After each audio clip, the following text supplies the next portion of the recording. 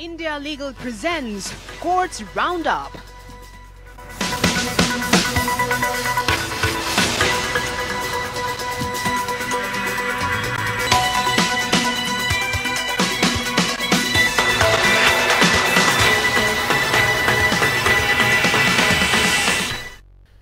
नमस्कार, मैं हूं आपके साथ रविंद्र सिंह। कोर्ट्स राउंडअप में आपका स्वागत है।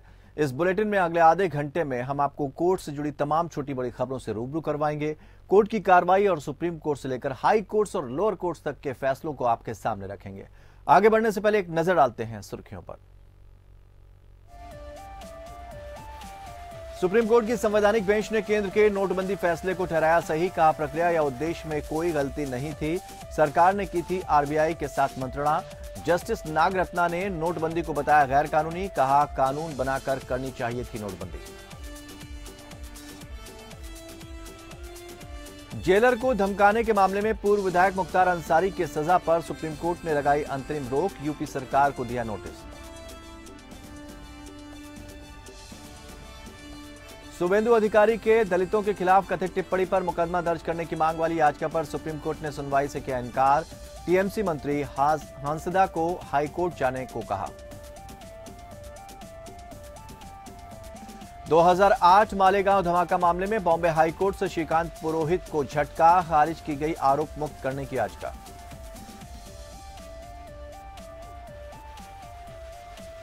दिल्ली के कंझावाला कांड के 5 आरोपियों को रोहिणी कोर्ट ने 3 दिन की पुलिस रिमांड पर भेजा। पूछताछ के लिए पुलिस में लिया गया रिमांड।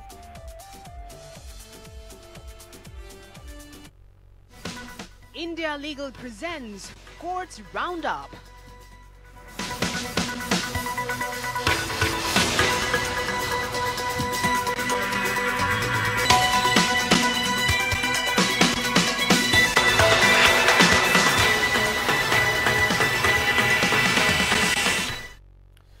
तो बढ़ते आगे। सुप्रीम कोर्ट की संवैधानिक पीठ ने नोटबंदी के फैसले पर सरकार को बड़ी राहत देते हुए सरकार के निर्णय 4-1 के बहुमत से इसको सही ठहराया है। सुप्रीम कोर्ट ने साफ कहा कि इसमें कोई त्रुटि नहीं थी। पीठ ने बहुमत से माना है कि निर्णय लेने की प्रक्रिया या उद्देश्य में कोई गलती नहीं थी, भले ही वो उद्देश्य पूरा हुआ हो या ना हुआ हो। याचिकाकर्ताओं ने मुख्य रूप से दलील रखी थी कि आरबीआई एक्ट के सेक्शन 26 उपधारा 2 का पालन नहीं किया गया था। इसी के तहत आरबीआई को नोट बदलने का अधिकार मिलता है। कोर्ट ने कहा कि आरबीआई के पास नोटबंदी लाने के लिए कोई स्वतंत्र शक्ति नहीं है। संविधान और आरबीआई एक्ट ने केंद्र सरकार को नोटबंदी का अधिकार दिया है। आरबीआई अकेले नोटबंदी का फैसला नहीं कर सकता। वहीं जस्टिस बीवी नागरत्ना ने नोटबंदी को गैर कानूनी बताया। उन्होंने कहा कि नोटबंदी का फैसला केंद्र की अधिसूचना के जरिए न होकर विधेयक के जरिए होना चाहिए था। ऐसे महत्वपूर्ण फैसलों को संसद के सामने रखना चाहिए था। सब कुछ केंद्र सरकार की इच्छा के मुताबिक हुआ।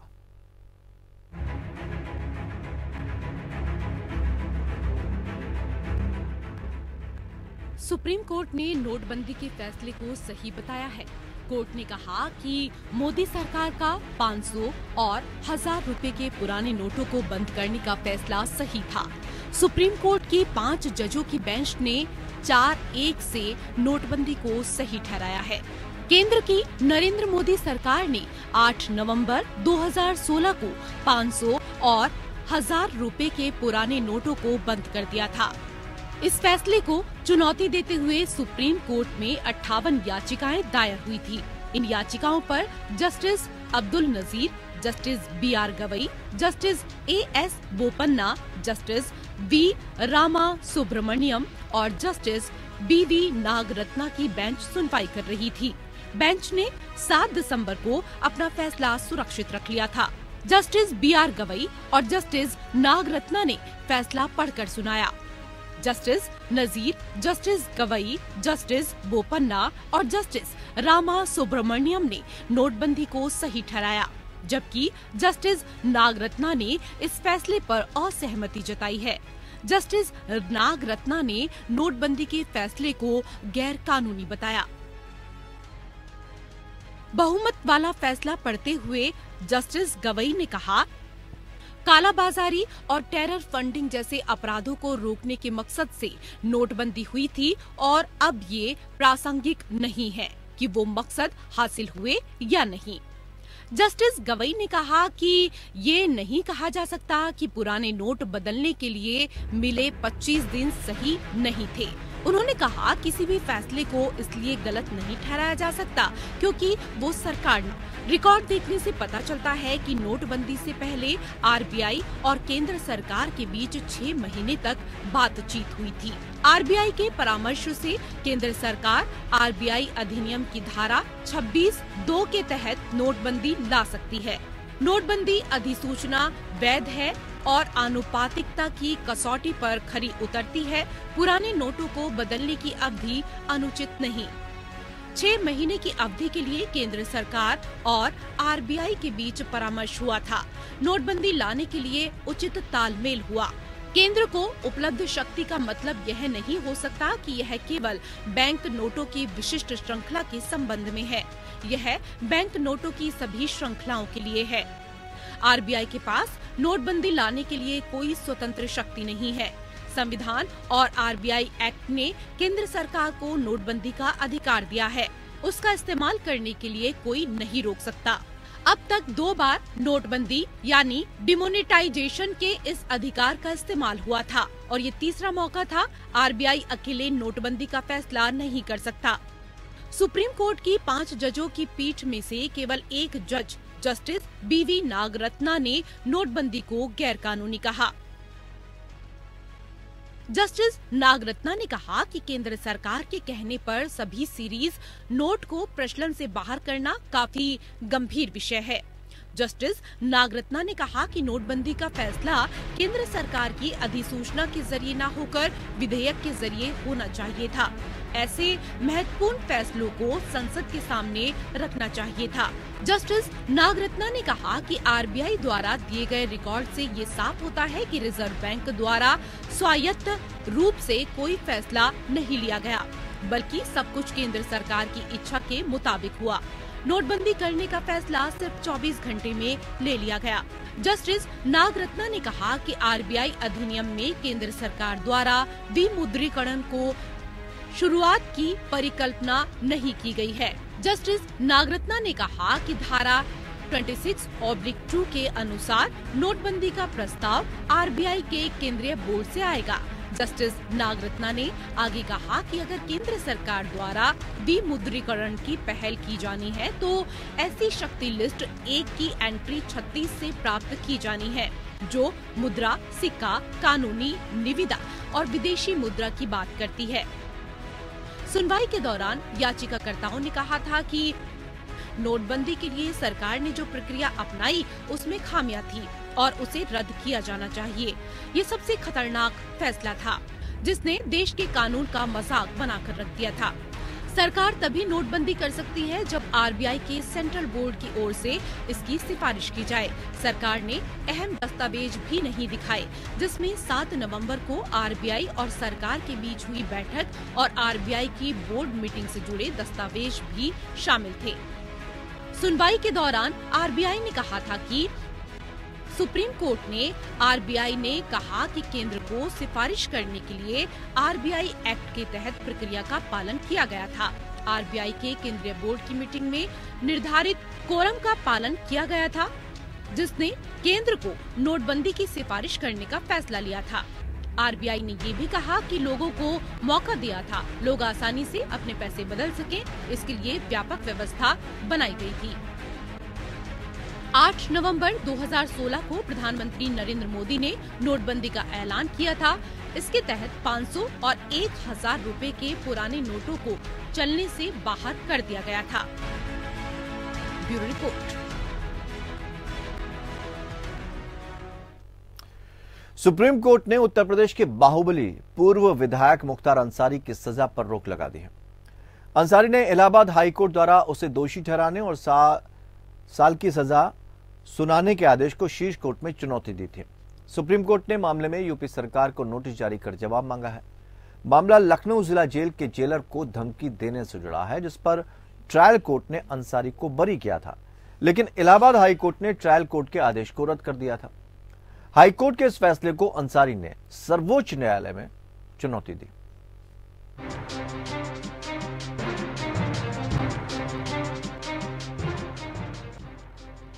बाहुबली मुख्तार अंसारी को सुप्रीम कोर्ट से बड़ी राहत मिली है। 2003 में लखनऊ जेल के जेलर को धमकाने और हत्या के प्रयास मामले में हाई कोर्ट से मिली 7 साल की सजा के आदेश पर सुप्रीम कोर्ट ने अंतरिम रोक लगाई है। इसी के साथ सुप्रीम कोर्ट ने उत्तर प्रदेश सरकार को नोटिस जारी किया है। हालांकि सुप्रीम कोर्ट के इस आदेश के बावजूद मुख्तार अंसारी को फिलहाल अपने खिलाफ चल रहे दूसरे मामलों के चलते जेल में ही रहना पड़ेगा। न्यायमूर्ति BR गवई और न्यायमूर्ति विक्रमनाथ की पीठ ने अंसारी द्वारा उन्हें दोषी ठहराए जाने के उच्च न्यायालय के आदेश के खिलाफ दायर अपील पर यह आदेश पारित किया। हाईकोर्ट ने 21 सितंबर को मुख्तार अंसारी को मामले में बरी करने के निचली अदालत के आदेश को रद्द कर दिया था और उन्हें धारा 353 सरकारी कर्मचारी को कर्तव्य निर्वहन से रोकने के लिए हमला या आपराधिक बल 504 के तहत दोषी पाया था। अंसारी 6 चुनावों में मऊ से विधायक चुने गए थे। हाईकोर्ट ने पूर्व विधायक को धारा 353 के तहत अपराध के लिए 2 साल के सश्रम कारावास और 10,000 रुपए का जुर्माना और धारा 504 के तहत अपराध के लिए 2 साल की जेल और 2,000 रुपए के जुर्माने की सजा सुनाई थी। अदालत ने धारा 506 के तहत अपराध के लिए अंसारी को 7 साल की जेल और 25,000 रुपए का जुर्माना भी लगाया था। यह मामला 2003 का है, जब लखनऊ जिला जेल के जेलर SK अवस्थी ने अंसारी से मिलने आए लोगों की तलाशी लेने के लिए धमकी देने का आरोप लगाते हुए आलमबाग पुलिस थाने में प्राथमिकी दर्ज कराई थी। अवस्थी ने यह भी आरोप लगाया कि अंसारी ने उन पर पिस्तौल तान दी और उनके साथ दुर्व्यवहार किया। इलाहाबाद हाईकोर्ट के आदेश को अंसारी ने सुप्रीम कोर्ट में चुनौती दी थी। इलाहाबाद हाई कोर्ट की लखनऊ खंडपीठ ने अंसारी को 21 सितंबर 2022 को सजा सुनाई थी। उन्हें एक जेलर को रिवॉल्वर दिखाकर धमकाने का दोषी माना गया था। हाई कोर्ट ने निचली कोर्ट द्वारा अंसारी को दोष मुक्त करने के आदेश को पलटते हुए बाहुबली पूर्व विधायक को सजा सुनाई थी। ये मामला 2003 का है। तब लखनऊ के जिला जेलर SK अवस्थी ने आलमबाग थाने में FIR दर्ज कर आरोप लगाया था कि अंसारी ने उन्हें धमकी दी थी। पूर्व विधायक अंसारी वर्तमान में बांदा जेल में बंद है। हाई कोर्ट ने अंसारी को दोषी ठहराते हुए कहा था कि उसकी एक खूंखार अपराधी और माफिया डॉन के रूप में प्रतिष्ठा है, जिसके खिलाफ जघन्य अपराधों के 60 से अधिक मामले दर्ज हैं। Bureau report. Paschim Bengal BJP नेता शुवेंदु अधिकारी के खिलाफ कथित SC और ST टिप्पणी करने के मामले में मुकदमा दर्ज करने की मांग वाली याचिका पर सुप्रीम कोर्ट ने सुनवाई से इनकार कर दिया है। वैसे CJI ने याचिकाकर्ता को कलकत्ता हाई कोर्ट के समक्ष लंबित सुनवाई में हस्तक्षेप याचिका के जरिए इस मामले में अपनी बात रखने की इजाजत दे दी है। सुनवाई के दौरान शुवेंदु अधिकारी की तरफ से वकील PS पटवालिया ने कहा कि अभी मामले पर सुनवाई हाई कोर्ट में लंबित है। उन्होंने कहा कि याचिकाकर्ता TMC सरकार में मंत्री हैं और ये याचिका राजनीति से प्रेरित है। इतना ही नहीं, रोज एक नया मुकदमा दर्ज किया जा रहा है। दरअसल पश्चिम बंगाल विधानसभा में विपक्ष के नेता शुवेंदु अधिकारी के खिलाफ राज्य के विभिन्न पुलिस थानों में दर्ज आपराधिक मामलों में कार्रवाई पर रोक लगाने के कलकत्ता हाई कोर्ट के आदेश के खिलाफ सुप्रीम कोर्ट में याचिका दाखिल की गई थी। आदिवासी नेता हांसदा ने अधिकारी के खिलाफ कथित टिप्पणी को लेकर अनुसूचित जाति और अनुसूचित जनजाति अत्याचार निवारण अधिनियम 1989 के तहत अधिकारी के खिलाफ शिकायत दर्ज कराई, जबकि सुप्रीम कोर्ट ने हस्तक्षेप करने से इनकार कर दिया। हाई कोर्ट ने आदेश दिया कि राज्य पुलिस हाई कोर्ट की अनुमति के बिना अधिकारी के खिलाफ कोई FIR दर्ज नहीं करेगी। इसके बाद पश्चिम बंगाल राज्य ने बंगाल के पश्चिम बर्धमान जिले में कंबल वितरण कार्यक्रम में भगदड़ के संबंध में अधिकारी के खिलाफ FIR दर्ज करने की स्वतंत्रता की मांग करते हुए सुप्रीम कोर्ट का दरवाजा खटखटाया।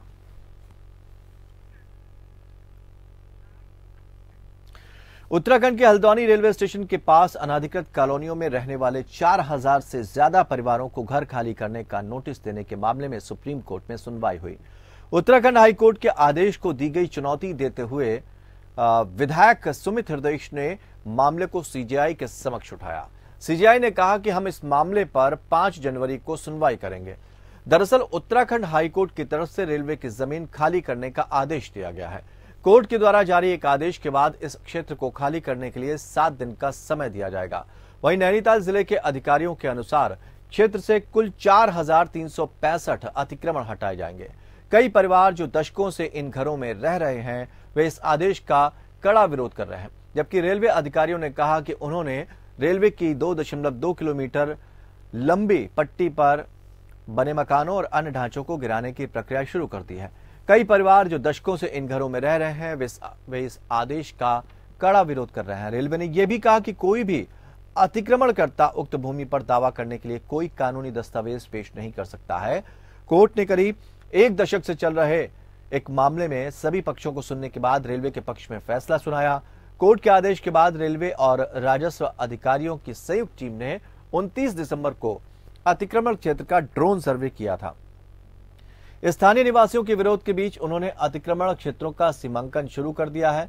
इस सप्ताह की शुरुआत में हजारों निवासियों ने अपना विरोध दर्ज कराने के लिए कैंडल लाइट मार्च निकाला था।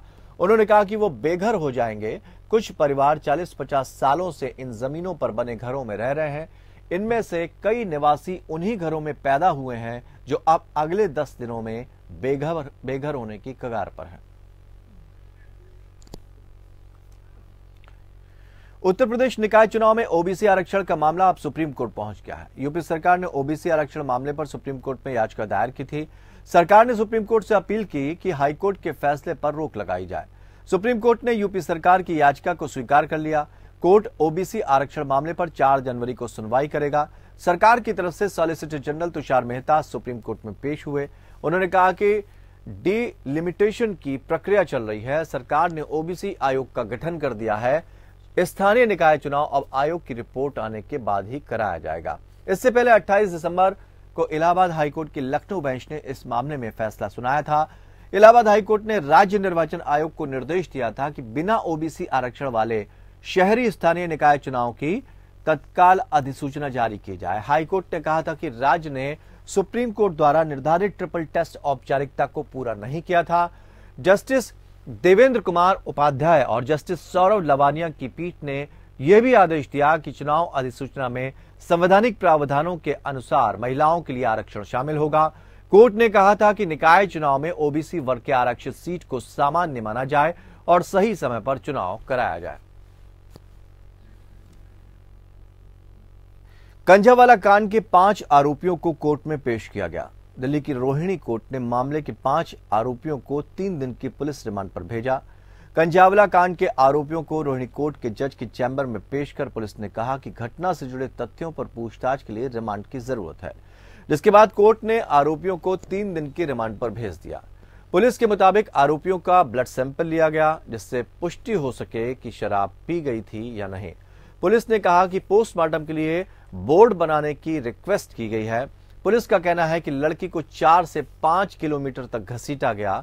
दिल्ली पुलिस दोबारा क्राइम सीन का मुआयना करेगी। दिल्ली के एलजी ने इस मामले को गंभीरता से लिया है। सीएम अरविंद केजरीवाल से आरोपियों को सख्त से सख्त सजा देने की मांग की गई है।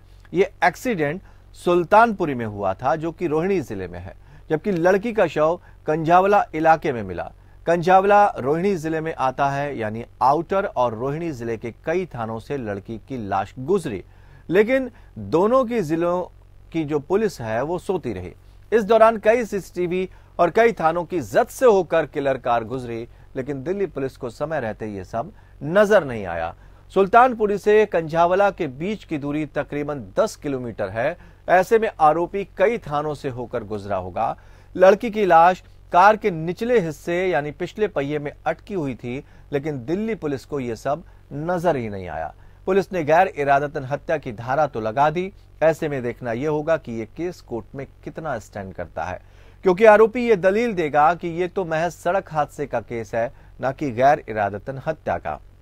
हालांकि पुलिस को यह सिद्ध करना होगा कि आरोपी ने जानबूझकर लड़की को घसीटा। दूसरा, आने वाले दिनों में यह मामला मर्डर के तहत भी दर्ज हो सकता है, क्योंकि आरोपियों को पता था कि लड़की कार के निचले हिस्से में फंस चुकी है और फिर भी वो लड़की को घसीट रहे थे।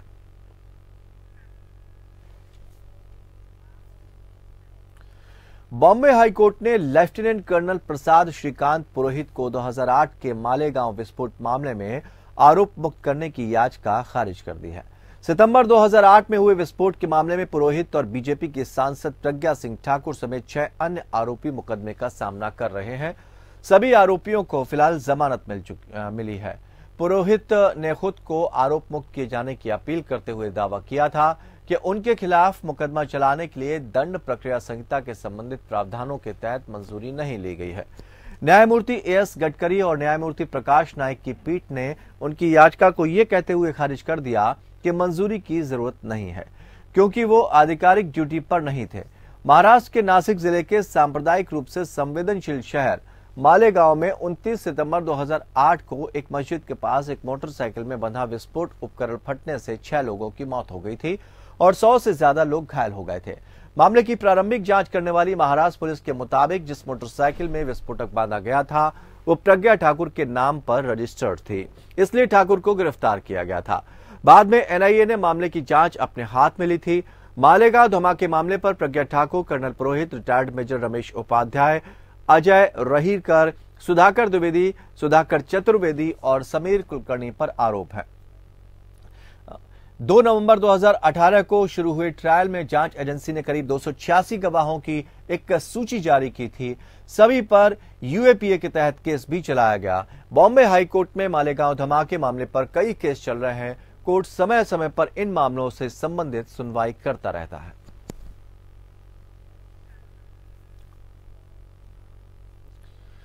बॉम्बे हाईकोर्ट ने कहा है कि माहिम नेचर पार्क का तब तक विकास के लिए दोहन नहीं किया जा सकता है जब तक कि ये विकास योजना में नेचर पार्क के रूप में आरक्षित है।